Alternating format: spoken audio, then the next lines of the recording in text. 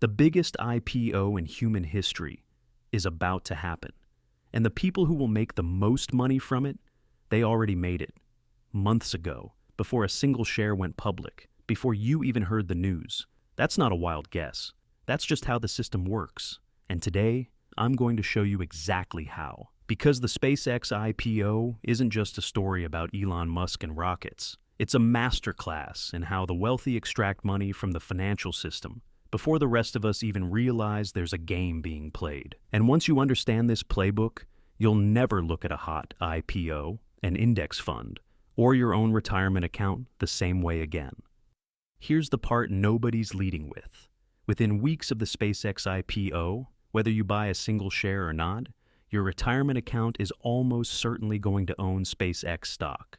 Not because you chose it, not because you voted on it, but because of a rule change that NASDAQ quietly pushed through on May 1st of this year, a rule that was specifically engineered to make sure that happened. So, before we talk about rockets, Starlink, or what this company is actually worth, we need to talk about the wealth transfer that's already underway.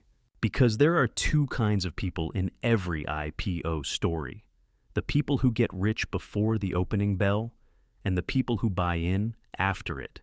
Guess which one Wall Street has planned for you?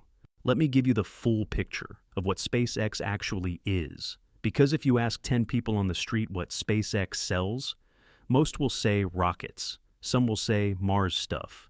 Both answers are wrong. SpaceX isn't a rocket company. It's actually three completely different businesses wearing the same jacket. Business one, rockets. Yes, it launches satellites, NASA missions, government cargo. Last year, it generated about $4 billion in revenue. Sounds impressive. Until you hold it next to a $1.75 trillion valuation. Then it sounds like a lemonade stand in a shopping mall. Business 2, Starlink. This is the one that actually pays the bills. Starlink is satellite internet. Basically, what if Comcast, but in space? Which sounds like something a venture capitalist tweets at 3 a.m. Except Elon actually built it. And it works. 61% of SpaceX's entire revenue. $11.4 billion last year. Margins expanding to 63%.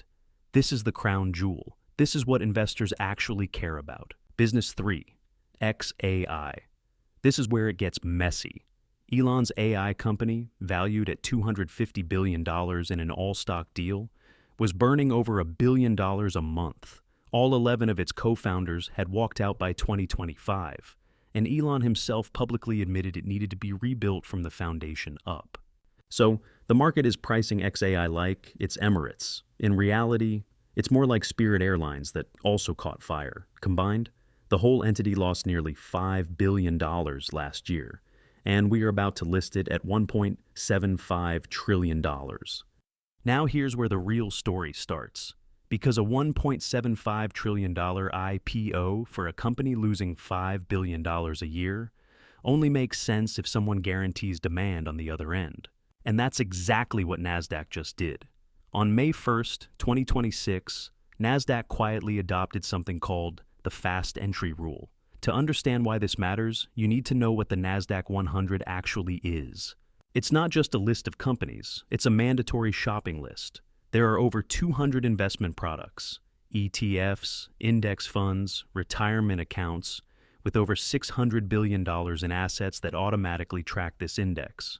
Which means the moment a company gets added to the NASDAQ 100, every single one of those funds is legally required to buy it. No vote, no choice, no debate, automatic, guaranteed, billions of dollars. Under the old rules, a newly listed company had to wait 3 months before joining the index. That waiting period existed for a very specific reason. It gave the market time to actually figure out what a company was worth, before passive funds were forced to pile in. The Fast Entry Rule cut that window from 3 months to just 15 trading days. 3 months of price discovery, gone, compressed into 3 weeks.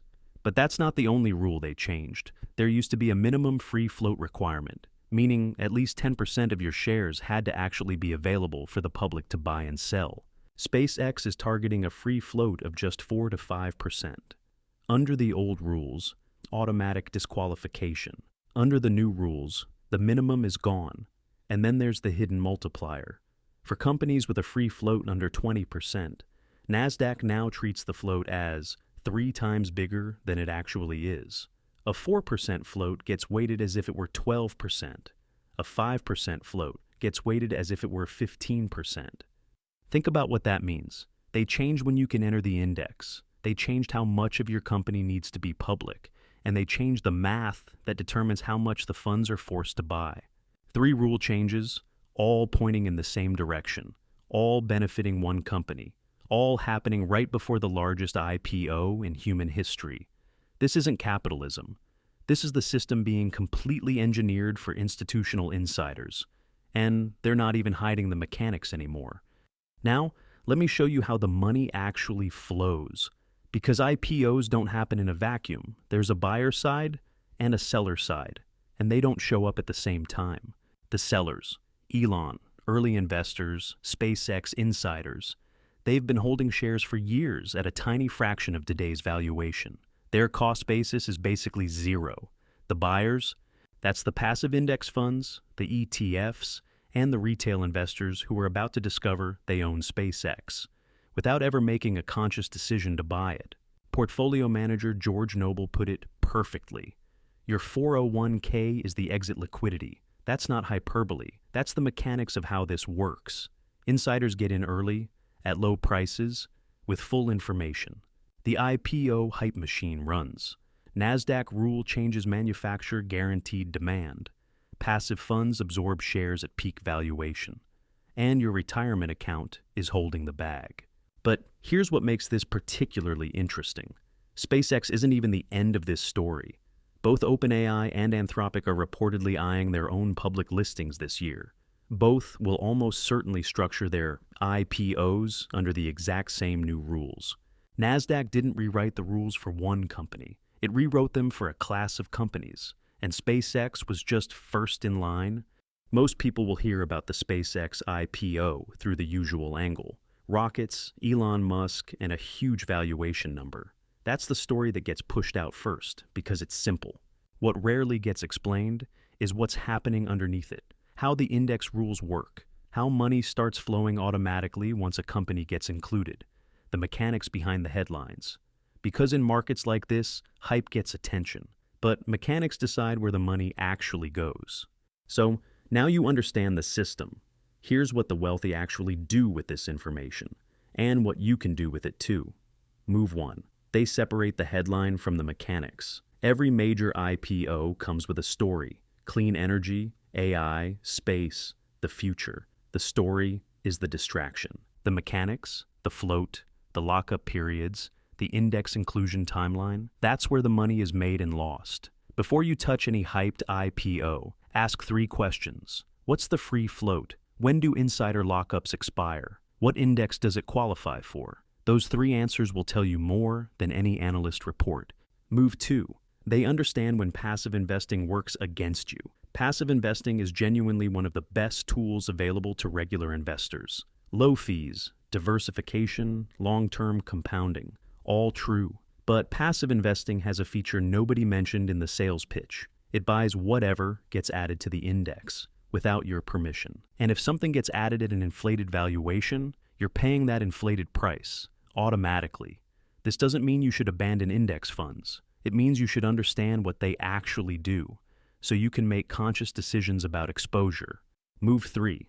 They use IPO hype as a signal, not an invitation. The wealthy don't usually buy at IPO. They watch what the IPO reveals about a sector. SpaceX going public tells you something about satellite internet, defense tech, and private AI. The smart money uses the IPO as a signal to evaluate adjacent, undervalued plays, not to buy the hype at peak price. Move 4. They wait. Most IPOs, especially ones with manufactured hype and a narrow free float, underperform in the 12 months after listing. The lockup expiry is when insiders can finally sell. That's typically 90 to 180 days after the IPO, and that's often when prices soften and real valuations emerge. If SpaceX genuinely interests you as an investment, wait, watch, let the hype cycle run, then evaluate with real trading data, not marketing materials. The system is not designed to make you wealthy, but understanding how it works is the closest thing to a cheat code that exists.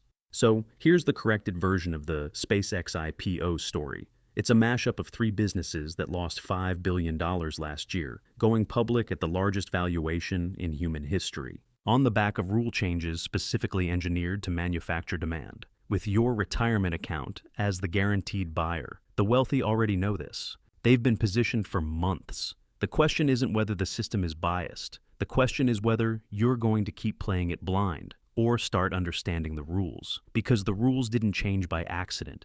They never do. If you want to actually understand how money and the modern financial system work, subscribe, turn notifications on, because the biggest economic shifts are never obvious. And by the time most people finally notice them, the wealth has already been transferred.